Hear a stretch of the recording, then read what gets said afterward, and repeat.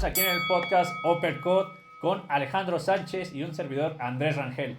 En este caso vamos a desentrañar Las mieles del poder, historias de sexo y política en México, un libro escrito por Alex Sánchez en el año 2010 que nos relata diferentes historias de cómo los hombres más poderosos de la historia en México, de la historia reciente, tuvieron sus que veres y sus escándalos en la política. Estamos aquí con Alex Sánchez, escritor, columnista y locutor, quien nos va a contar los detalles sobre cómo lo escribió y todos los retos que lo conllevaron a escribir esta obra de Las mieles del poder.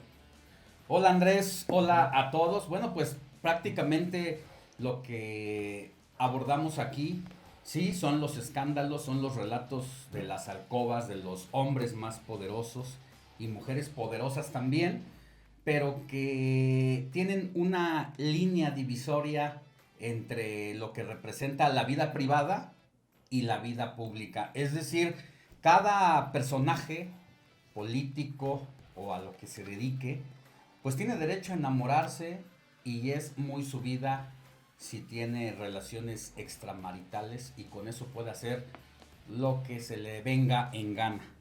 Pero cuando una relación implica asuntos públicos, es ahí donde vale la pena revisar al poder.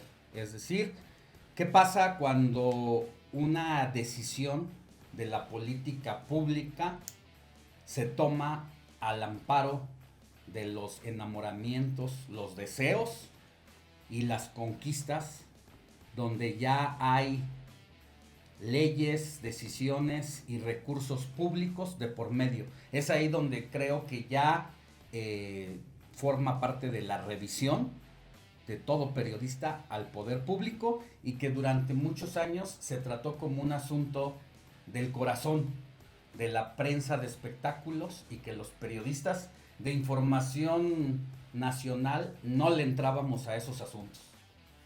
A ver, Alex, cuéntanos en este capítulo específico que me llamó mucho la atención, donde cuentas la historia y el romance de López Portillo con Sasha Montenegro, entre otros amoríos que tuvo el expresidente. Cuéntanos, ¿por qué le pusiste Playboy de los Pinos? Y cómo relatas ya, supongo, en esa época no se solía hablar mucho del presidente. Tú dices en otras entrevistas, en El Heraldo, en tu programa de radio, cómo se está retomando el presidencialismo, lo estamos viendo revivir, pero cuéntanos cómo era esa época para los que no vivimos, los que no estuvimos ahí, no veíamos los informes de gobierno, que ahorita ya es, si no ves la mañanera, prácticamente estás fuera de este contexto, tú decides ya si ves o no, pero en esa época López Portillo era como la máxima figura pública, entonces todos los temas en torno a él, sus amoríos, sus romances, era lo más importante, la agenda del día.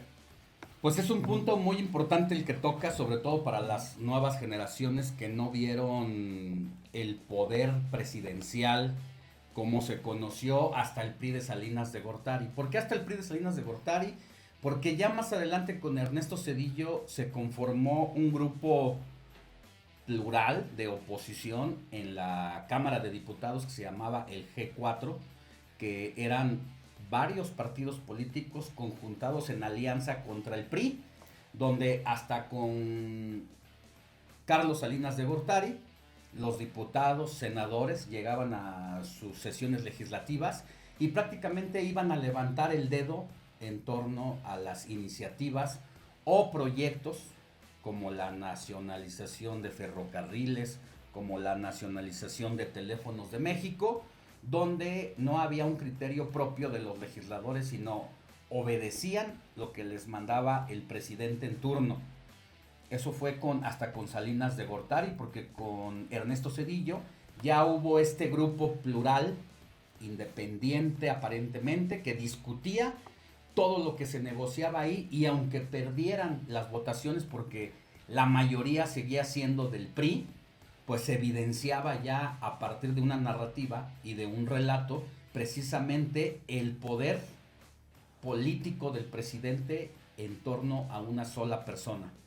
Con López Portillo ocurre un sexenio muy importante dentro de la era política mexicana, y que después de que México el México Bronco, donde se disputaban el poder nuestros antepasados inmediatos a partir de cañonazos como la Revolución Mexicana, pues vino la creación de instituciones con el pensamiento francés y todo lo que estaba pasando en Europa, donde ya el pensamiento predominaba sobre las armas, y entonces López Portillo vive un presidencialismo muy poderoso.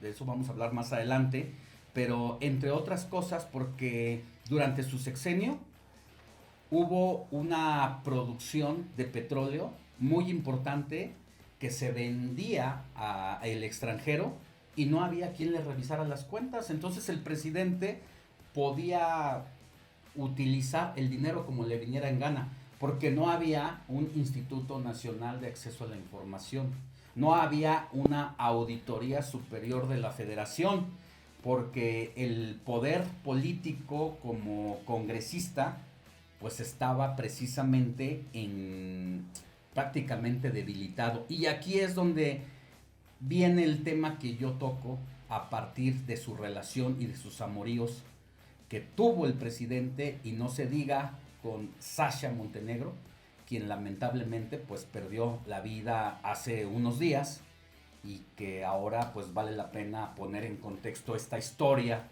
de amor, porque una de las cosas que me lleva a escribir el libro precisamente tiene que ver con esos episodios que a mí como reportero me toca cubrir desde el año 98, cuando entro a trabajar al periódico La Prensa, y que aquí viene, voy a reforzar la respuesta a la pregunta que me haces, donde ¿por qué decido integrar esta noticia, esta nota o este ángulo de Playboy de Los Pinos? Porque como reportero me toca vivir esa tragedia para el propio José López Portillo. Imagínate, siendo yo un niño en la primaria, en el trabajo con mi papá, se paralizaban las actividades y prácticamente los patrones mandaban a sus empleados a casa, y los directores o los maestros te mandaban a casa a ti para que te dedicaras a ver el día del presidente, cuando él rendía su informe de labores ante la Cámara de Diputados el 1 de septiembre. Había un día que prácticamente el presidente recorría en alfombra roja desde la salida de Los Pinos hasta la Cámara de Diputados, y es como si fuera una reina de la primavera. Y todo mundo se tenía, pues no había redes sociales, incluso las televisiones pues todavía ni siquiera eran a control remoto, se tenían que cambiar como matraca, y esto pues nos llevaba a todos a sentarnos prácticamente con palomitas a adorar al presidente de la República. Esa era la imagen que yo tenía de pequeño durante la primaria, ver a José López Portillo como el hombre todopoderoso, cuando mayor conciencia empecé a tener sobre las cosas que me rodeaban en otras temáticas más allá de los juguetes y del abecedario.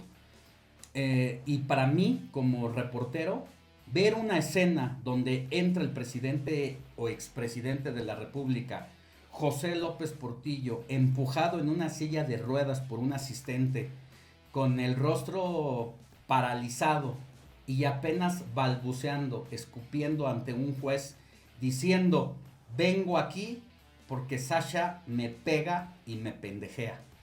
Imagínate lo que representaba para esa persona. Hablo de mí, siendo un periodista que apenas iniciaba, cuando yo veía al presidente de la República todopoderoso. Era importantísimo para mí porque dije, aquí algo está pasando. Entonces, es como me lleva a construir este libro, y esta historia es una de las que marcan el arranque de este libro, y entonces pues comienzo a hacer una recopilación y me doy cuenta que historias como la de López Portillo y Sasha me vienen persiguiendo en mi trayectoria periodística, como Vicente Fox, Marta Sagún, un exgobernador del Estado de México, Arturo Montiel, y su esposa francesa, una jovencita, Mau Bersin, de quien se enamoró locamente el día que la conoció, y a los 15 días, por decirte una cosa, se divorció de su mujer de toda la vida para casarse con esta francesa, que fue a rescatarla a Venezuela en un avión del Estado de México, y se la trajo y se casó, y luego vino una tragedia de separación, de asesinatos que involucraban a la pareja. Entonces, he aquí la importancia de relatar los hechos de la alcoba cuando tienen una implicación política, porque si no tienen una implicación política, sí invades la vida privada de las personas, pero cuando tienen este impacto público, como el de Sasha también, con José López Portillo, que le empieza a disputar lo que le queda de sus riquezas, ya ha acabado López Portillo, porque le llevaba alrededor de 30 años de edad, pues López Portillo ya no se valía por sí mismo, y lo que estaba en disputa ese día que llega López Portillo al Ministerio Público a denunciar a Sasha, pues detrás de eso estaba una famosa casa que se llama La Colina del Perro. La colina, pues era... ¿Y por qué la Colina del Perro? Porque una de las frases que tiene José López Portillo es precisamente: defenderé el peso como un perro por la devaluación que se avecinaba durante su sexenio. Y pues había muchas riquezas, cuadros, herencias que se disputaba en este que era su matrimonio último y más reciente, y él ya con más de 80 años de edad. Es ahí donde me meto a buscar mucho más de la vida de José López Portillo. A ver, Alex, déjame detenerme aquí tantito. Me llama mucho la atención el perfil de López Portillo. Era un hombre que sí trabajaba en el gobierno, pero tú mencionas aquí y lo narras, le toma un poco de sorpresa el que Echeverría lo considere para presidencia, pero de repente él lleva su vida normal.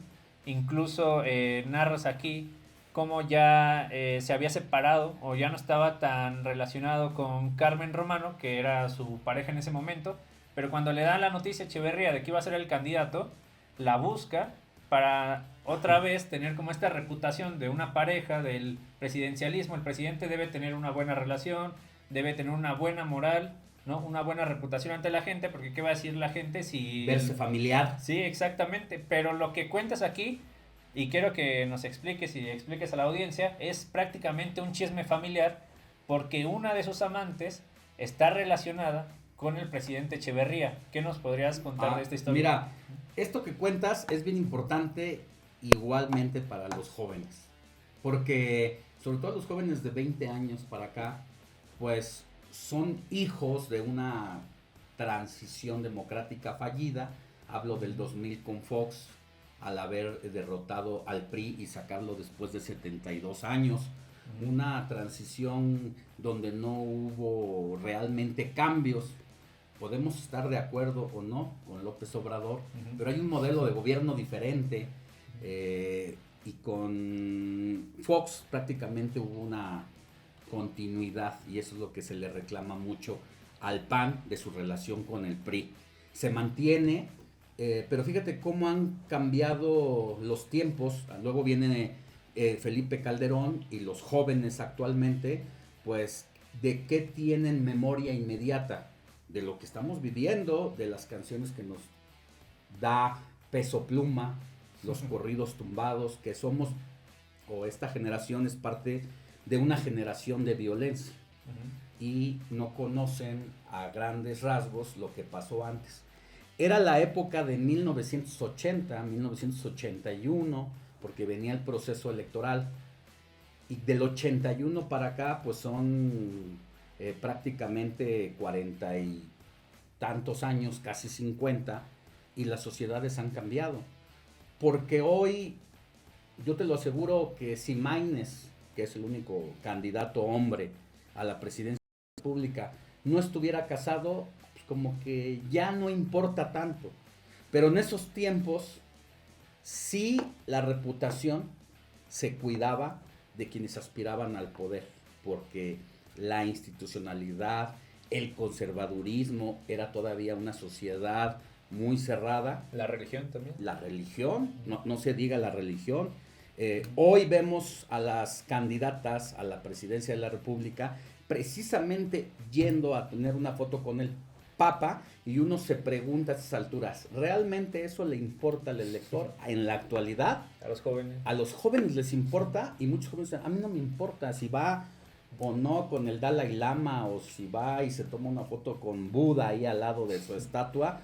Eso a mí no me importa. Lo que me importa, pues es que yo creo que tenga otro perfil, que me diga cómo voy a hacer para cuando yo quiera comprar un departamento o cómo voy a rentar un departamento. Eso creo que es lo que debería de importar a los jóvenes. Pero en ese tiempo, cuando Echeverría, que era muy amigo de López Portillo, le avisa que va a ser el candidato a la presidencia de la República, pues José López Portillo se moviliza para buscar dar la apariencia a la sociedad de que mantiene una familia, de que él es parte de una cabeza de una familia que puede gobernar este país, y busca a su ex esposa Carmen Romano para proponerle ser la primera dama, y aún cuando ya no tenían relación, pues llegan a ese acuerdo que poco a poco, conforme avanza el sexenio, se va descubriendo, porque ya veremos las cosas que hacía Carmen Romano en los aviones con los estudiantes de la Marina o del Ejército, y en este contexto llegan a ese acuerdo y se presentan como la familia Portillo Romano, que tienen una relación y que pueden aspirar, sobre todo él, a gobernar el país acompañado de su esposa. Sin embargo, imagínate lo canijo que era López Portillo, que en el sexenio se descubre la relación amorosa que tiene con el hijo del expresidente, y que es prácticamente su padrino político, que lo lleva al poder. Rosaluz Alegría era una joven brillante, universitaria, que incluso estuvo en el movimiento del 68. Estudió matemáticas en París. Estudió de buena familia, de buena reputación, y casada con el hijo de Luis Echeverría. Bueno, pues eso y la lealtad a López Portillo no le importó, y terminó conquistando y metiéndose con la nuera del expresidente Echeverría, a quien le debía López Portillo el cargo de presidente de la República. Y situaciones o anécdotas de donde consta esta relación hay muchas. Yo no sé si recuerdas, hay la historia que narra un periodista del Excelsior. Aquí quiero detenerme que rápido. Cubría la presidencia de la República, y que valdría la pena que la destacaras. Sí, quiero detenerme porque esta relación con la prensa antes era muy diferente, ¿no? No era como que hubiera redes sociales y te enteraras porque subieron la foto. Aquí hay una contradicción de la política. ¿Por qué eran tan reservados en su vida privada? Cuestionaban al presidente en ruedas de prensa, pero al mismo tiempo no le importaba que lo vieran en la playa, no le importaba que lo vieran caminando en la calle. A ver, cuéntanos un poco cómo era la prensa en ese momento, para quienes no saben qué tan cerrado a lo mejor era, que fueran secretos de Estado, que la vida privada del presidente se supiera. O sea, la prensa era sumamente controlada por el poder en turno, a tal grado que López Portillo tenía una frase muy famosa que decía: yo no pago para que me peguen. ¿Qué significaba esto? Los medios siempre vivieron de la propaganda que pagaba la presidencia de la República, para que salieran comunicados, gacetillas, propaganda de las instituciones políticas, de los logros de un gobierno. ¿Y en esos tiempos qué medios eran los que predominaban? ¿El periódico? Pues eran los periódicos, o sea, la televisión, que era un programa que se llamaba 24 horas con Jacobo Zabludovsky, algunas estaciones de radio, pero sobre todo la prensa escrita. Bueno, pues uno recuerda el golpe contra Excelsior de Julio Scherer, cuando empieza a darle cobertura al 68 a partir de lo que vivieron los jóvenes, y no a partir de lo que quería el presidente de la República y el ejército, que se dijera o no se dijera. Entonces, un poco hay una rebelión de Julio Scherer, que de alguna manera provoca la salida de Excelsior, pues para crear otro periódico más crítico, el Uno más Uno, y luego de ahí la revista Proceso.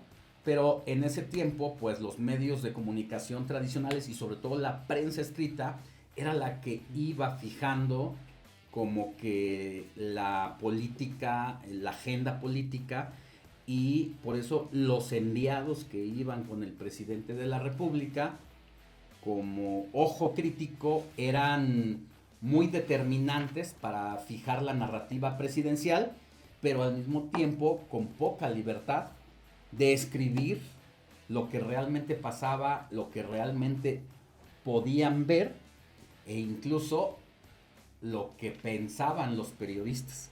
Se controlaba en las redacciones y ocurría muy poco un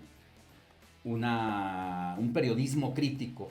Sin embargo, hay anécdotas que parece que al presidente de la República, en este caso a José López Portillo, en lugar de molestarle, parece que lo saciaban sus aires de Don Juan y conquistador, como para mostrarse a la sociedad mexicana la capacidad que tenía para ser un garañón y un galán de la época, y por eso no le importó que el Excelsior pudiera publicar esa escena en donde lo que ya se sabía que era un secreto a voces termina prácticamente evidenciándose de manera abierta cuando en una salida a un destino turístico, porque Rosa Luz Alegría era la secretaria de turismo, en este episodio ella frente al mar se detiene ante José López Portillo, que traía Rosa Luz Alegría pues una especie de vestido, no sé cómo se le llama a lo que se ponen las mujeres encima del bikini. Y entonces ella frente a López Portillo se despoja de la ropa para quedar solamente en el diminuto traje de baño, y pues prácticamente se le rinde ahí y pues queda paralizado por un momento López Portillo, y después ella se va a las olas del mar a nadar, pero era como una especie de coqueteo que ya traían ya de manera muy pública y abierta para mostrar pues, todo lo que pasaba detrás de la Secretaría de Turismo y de Palacio Nacional, bueno, en ese momento más bien de Los Pinos, que era donde vivía el presidente de la República entonces. Aquí me gustaría citar varios periodistas que tú retomas para escribir este libro, Las Mieles del Poder, en donde citas a Alfonso X, por ejemplo, que publica columnas y donde narra estas historias, pero también a periodistas como Ruiz Redondo y Denise Dresser, incluso en una entrevista que hace para Canal 11, donde hablan sobre estas historias, pero tú dices una frase muy contundente: el escándalo vende, el escándalo también somete.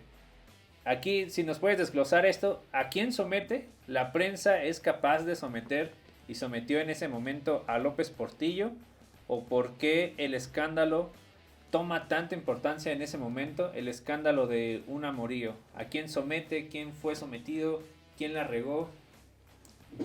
Sí, bueno, esta parte que comentas es importante porque de ser un escándalo pasó precisamente a mostrar la debilidad emocional en la que vivía ya Alegría, porque más allá de aquel acto o aquel episodio en la playa, se intensificó poco a poco de otra manera, donde el periodista Alfonso Díez incluso narra un episodio donde ella sale desnuda a la calle a caminar, y eso ya empezó a evidenciarse como un trastorno emocional. Pero además disparó, ¿no? En ese momento se iba armada y dispara al aire.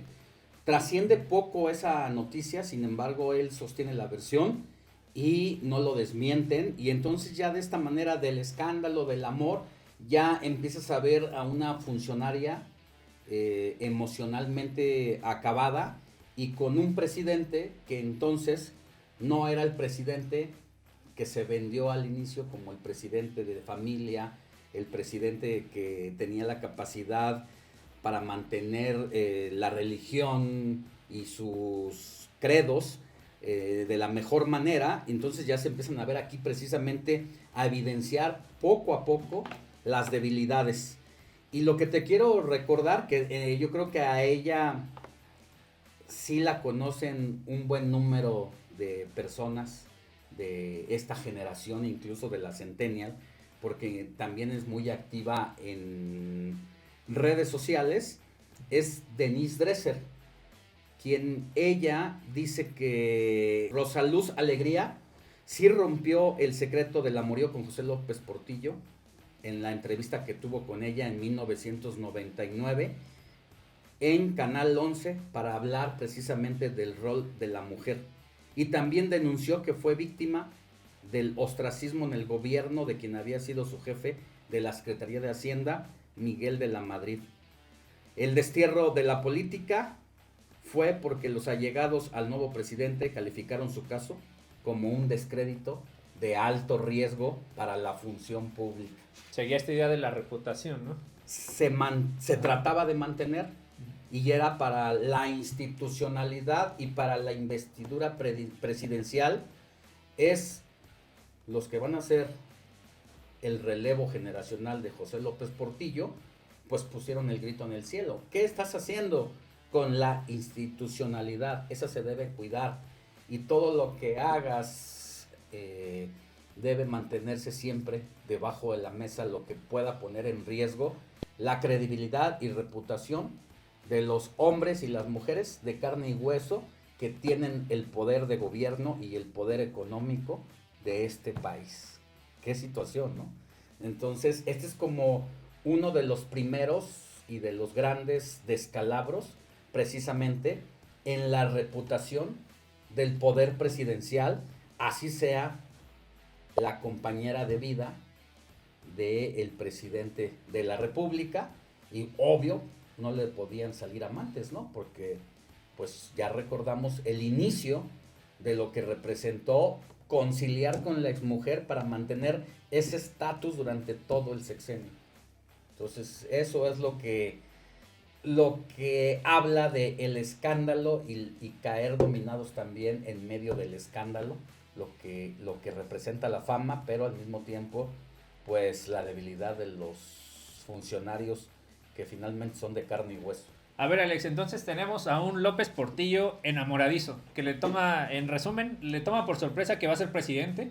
A lo mejor él tenía una proyección de que iba a ser toda su vida de derroche. Entonces le cuesta este cambio, que de repente es la figura más importante del país y tiene que hablar nuevamente con la pareja que ya se había separado un poco para mantener esta reputación de buena moral. Pero él se enamora de una mujer que es la nuera del expresidente Echeverría. Estamos hablando de Alegría.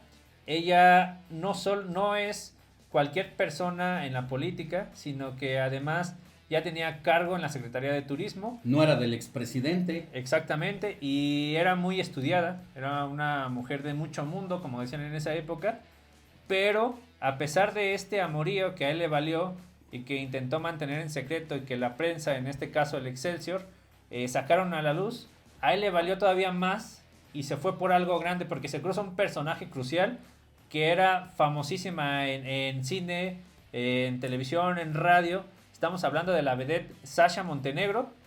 Y no solo eso, también ya hay 3 mujeres, ¿no? Tenemos a Alegría como la amante, la primera amante. Tenemos a Sasha como la segunda, el segundo amor, que incluso los allegados a López Portillo dicen que ahí se desvive completamente López Portillo. Sí hacía sacrificios por Alegría, pero cuando llega Sasha se descontrola por completo. Y tenemos, no olvidemos a la esposa, a Romano. A ver, tocas 2 puntos para seguir avanzando importantes de todo lo que hemos desarrollado.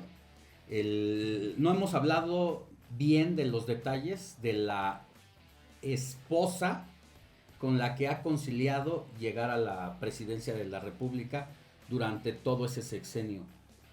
¿Qué le cuesta a los mexicanos esa mentira? Demasiado. Veníamos en el boom petrolero. ¿Qué hace Romano para prácticamente seguirle rentando ese título de primera dama. Se da la gran vida. De eso vamos a hablar más adelante, precisamente de las joyas, de los viajes al extranjero yendo con el presidente de la República como primera dama. A ella le gustaba tocar el piano y le gustaba que el piano suyo se trasladara a otras partes del mundo, a donde ella se hospedaba. Incluso hay anécdotas de que tuvieron que tumbar un muro en un lugar, si no mal recuerdo, en París, para que entrara el piano. Y junto con el piano y Romano viajaban cadetes también. De eso vamos a desarrollarlo, pero en el caso de José López Portillo y su nuevo amor, pues se cruza Sasha Montenegro, una vedette considerada en la época el rostro y el cuerpo más hermoso, que era una vedette del cine para adultos, cine de ficheras, donde pues todo giraba en torno a los cabarets, a los table dance de la época, centros nocturnos y a pues, tener relaciones sexuales con hombres. Era demasiado bella Sasha Montenegro, europea, había llegado a México muy joven y se había quedado a radicar aquí. Y pues las películas y los videohomes en ese tiempo, que eran como una especie de películas con un guión más pobre, pues era la sensación. Los cines se llenaban con Sasha y verla bailar, pues era toda una escena erótica que los hombres y mujeres de la época querían ver. El rostro, la verdad, era muy bello y ella pues sabía hacer su trabajo como una actriz de cine para adultos bastante bien. El presidente se enamora de ella como muchos de su generación. Recordar que era mucho mayor que ella y bueno, el poder presidencial a veces lo puede todo y en el caso de la conquista a Sasha Montenegro no fue la excepción. Termina conquistándola y manda o toma una decisión muy importante que me gustaría dejarla aquí para la siguiente parte, contarla ya con lujo de detalle, pero manda a desaparecer y a congelar todas las escenas eróticas de las películas en que había aparecido, porque salía prácticamente desnuda, enseñaba pues el busto, enseñaba los pechos y salía pues con tangas y esto pues de alguna manera incomodó a uno de los hombres más poderosos y ya les platicaré, te platicaré también a ti Andrés, qué fue del inicio del romance precisamente de Sasha y José López Portillo para luego explicarte cómo es que llegó a ese momento con el que arrancamos la historia, que era precisamente la queja de López Portillo ya en una edad bastante avanzada y pues de salud y reflejos deteriorados, donde se queja ante un juez que ella terminó golpeándolo y pendejeándolo. ¿Te parece que sí lo desarrollemos en una segunda parte? Me parece perfecto y nada más dejar en claro a la audiencia que seguimos en el mismo capítulo del libro. Este libro tiene 16 historias que va desde la revolución hasta los tiempos modernos. Por si tienen la oportunidad de conseguirlo, es un libro que está de manera electrónica, lo pueden buscar en internet, pero narra 16 historias, las mieles del poder, historias de sexo y política en México, y tan solo hoy el primer capítulo nos lo hemos llevado con uno de tantas historias que vienen aquí, que es José López Portillo y sus amantes. Gracias, nos vemos la próxima.